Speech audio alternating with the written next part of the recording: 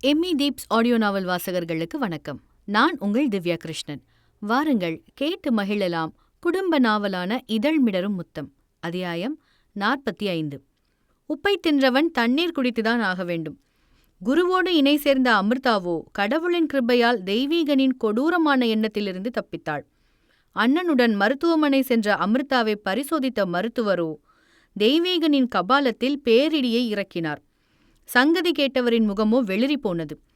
அடக்க முடியா சினம் பொத்து கொண்டு வர அப்போதைக்கு பெண்கள் இருவரையும் மருத்துவமனையிலேயே விட்டுவிட்டு அங்கிருந்து விருட்டென வெளியேறிவிட்டார் ஆனவர்.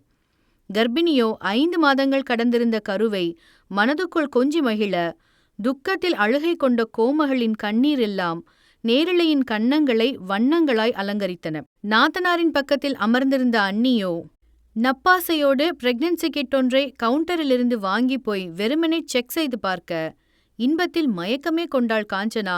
2 கோடுகள் கிட்டில் பல்லிழிக்க. விரைப்பாய் கிளம்பி போன தெய்வீகனோ மீண்டும் அதே வேகத்தோடு சிசு கொண்டிருக்கும் மனைவியை தேடி ஓடி வந்தார் மருத்துவமனைக்கே.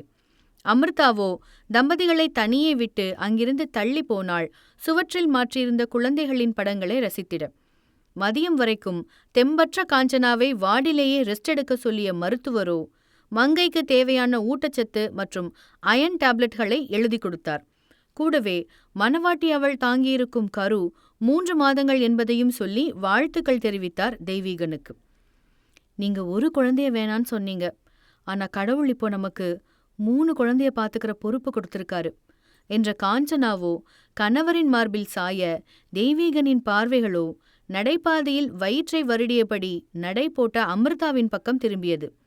குழந்தையைப் போல் கண்ணில் வைத்து காத்த தங்கைக்குள் இன்று உயிரொன்று ஜனித்திருக்க துணைவி சொன்னது போல பொறுப்பு கூடியிருப்பதை உணர்ந்தார் தெய்வீகன். தங்கையின் குழந்தைக்கு அப்பன் எவனென்று தெரிந்திருந்தால் ஊரறிய திருமணத்தை நடத்தி சீமந்தம் செய்ய சீர்வரிசையோடு சென்று நுண்ணிடையாளவளை மறுவீடு அழைத்து வந்திருப்பார் அண்ணனவர். ஆனால் இப்போதோ நிலையே வேறு.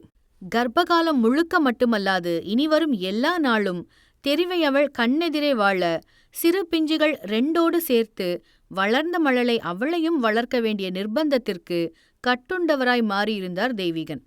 1 வாரம் கடக்க அண்ணன் இன்று பேசுவார் நாளை பேசுவார் என்று காத்திருந்த சுரிகுழலுக்கோ ஏமாற்றம்தான் மிஞ்சியது.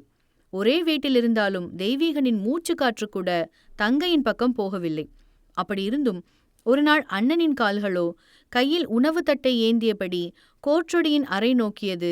காஞ்சனா சுகவீனமாயிருக்க நெடுநேரமாகியும் ஆபீஸ் வேலைகளில் மூழ்கியிருந்த முற்றிலையோ இரவு உணவுக்கு டைனிங் டேபிள் வராது போக மனசில் ஈரம் கொண்ட அண்ணனுக்கோ வயிற்று பிள்ளைக்காரியை தாண்டி பச்சிளம் குழந்தையின் மேல் பாசம் அதிகம். ஆகவே தங்கையோடு பேச்சுவார்த்தைகள் கொண்டிடாத போதும் நேரத்திற்கு கர்ப்பிணி சாப்பிட வேண்டும் என்ற எண்ணத்தோடு மேல்மாடி நோக்கினார் தெய்வீகன். மொய்குழல் அவளோ படுக்கையில் கண்ணயர்ந்திருக்க தெய்வீகனின் கண்களிலோ சிக்கியது தங்கையின் கையில் இருந்த நாவலின் ஓரமாய் எட்டி பார்த்த பழக்கமான புக்மார்க் ஒன்று. நங்கையின் நித்திரை கலையாது நாவலின் உள்ளிருந்த அந்த புக்மார்க்கை வெளியில் எடுத்த தெய்வீகனின் விழிகளோ அகல விரிந்தன அதிர்ச்சியில். I love you Amritha, miss you, please marry me, please என்ற எழுத்துக்களோ சர்வ நிச்சயமாய் வார்த்தைகளின் சொந்தக்காரன் குருமூர்த்திதான் என்று பறைசாற்ற அது அவரின் பால்ய நண்பனின் கையெழுத்துதான் என்பதை நம்ப முடியா நிலையில் நிலை குத்தி நின்றார் தெய்வீகன். வியர்த்த நெற்றியை கையால் துடைத்து கொண்டவரோ சத்தமில்லாமல் பைந்தொடியின் மேஜையை நோக்கி அடிகள் வைத்தார்.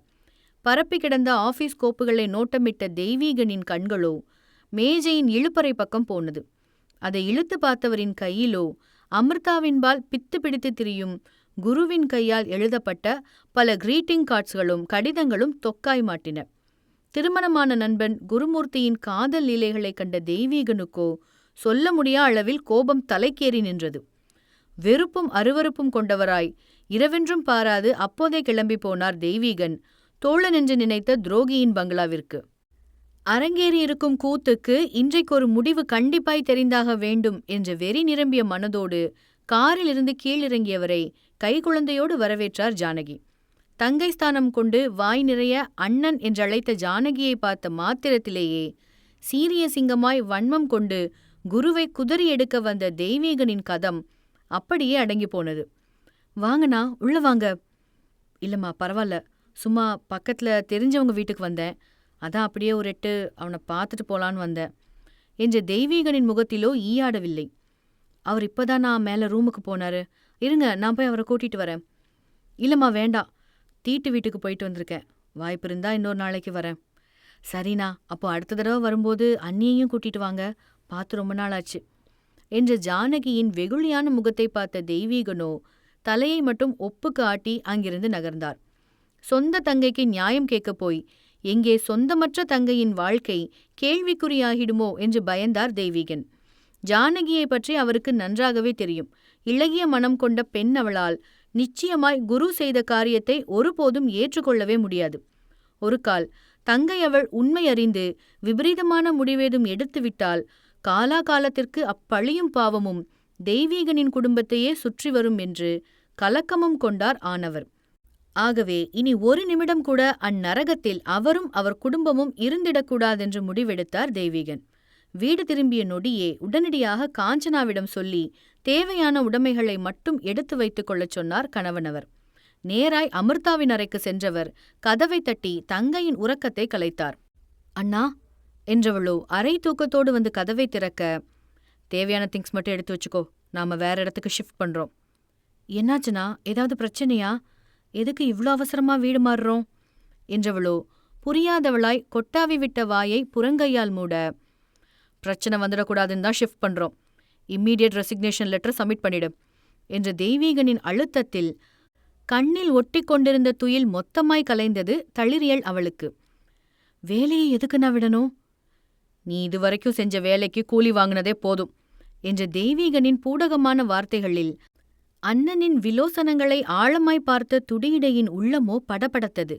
இங்கே அண்ணனுக்கு தெரிந்துவிட்டதோ இத்தனை நாட்களாய் அவள் கட்டிக்காத்த ரகசியம் என்று. மங்கை அவள் உள்ளுக்குள் கொண்ட மிடலோ பாவையை வியர்வையில் நனைக்க, உன் பொசிஷனோட நிரந்தர சொந்தக்காரி ஜானகி தான். ஆர்வி குரூப்ஸ்ல அமிர்தாக்கு சொந்தமானதுன்னு எதுவும் இல்லை. வேண்டியதை எடுத்து வச்சுக்கிட்டு கிளம்பு என்ற அண்ணனோ அங்கிருந்து விருட்டென நகர்ந்தார். மெதுவாய் நாற்காலியில் சென்றமர்ந்த பனிமொழியோ மேஜையின் இழுப்பறையை இழுத்து அதற்குள் ஒளித்து வைத்திருந்த குருவின் காதல் கடிதங்களை வெளியில் எடுத்தாள். அவைகளை தொட்டுரசிய ஆரணங்கின் நயனங்களோ குளமாகின. பலத்தில் ஒன்றை மட்டும் கையில் எடுத்தவள் விசும்பல் கொண்டவளாய் குரு என்று எழுதியிருந்த இடத்தில் நேத்திரங்களை இறுக மூடி இதழொற்றினாள். உதடுகள் ஒட்டி பிரிந்த கடிதத்தோடு சேர்த்து குரு கொடுத்த அத்தனையையும் நார் நாராய் கிழித்து அருகில் இருந்த குப்பை தொட்டியில் வீசினாள் அமிர்தா. இரவு 11க்கு ஆர்வி குரூப்ஸ் கம்பெனியின் மனிதவள பொறுப்பாளருக்கு பதவி ராஜினாமா கடிதத்தை மின்னஞ்சல் மூலம் அனுப்பி தெய்வீகனின் கட்டளையை நிறைவேற்றினாள் தங்கையவள்.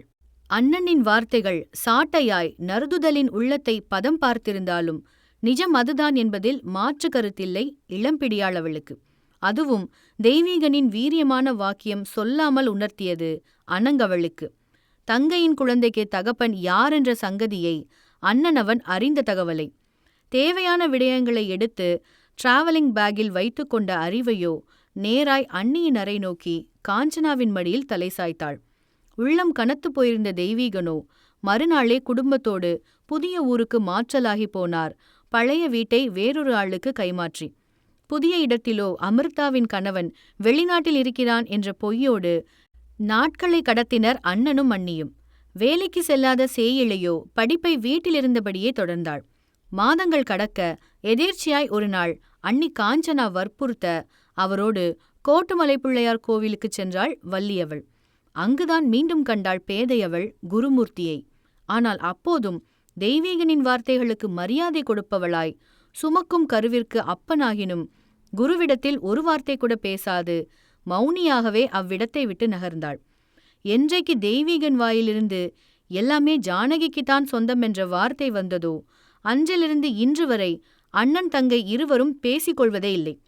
காஞ்சனாவோ உடன்பிறப்புகளுக்குள் பல வழிகளில் சமரசம் செய்ய பார்த்து தோற்றுப்போனார்.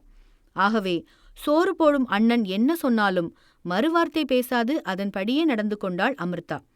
எப்படியும் கார் எண்ணெய் கொண்டு அமிர்தா இருக்கும் இடத்தை துரோகியான நண்பன் கண்டறிந்து விடுவான் என்றறிந்த தெய்வீகனோ உடனடியாக பழசை விற்று புதுசை வாங்கினார்.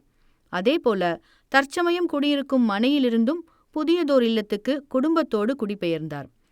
இத்துடன் இந்த அத்தியாயம் நிறைவடைகிறது. மீண்டும் அடுத்த அத்தியாயத்தில் சந்தித்திடலாம். தொடர்ந்து இணைந்திடுங்கள் எம்இ டிப்ஸ் ஆடியோ நாவல் சேனலில். நன்றி, வணக்கம்.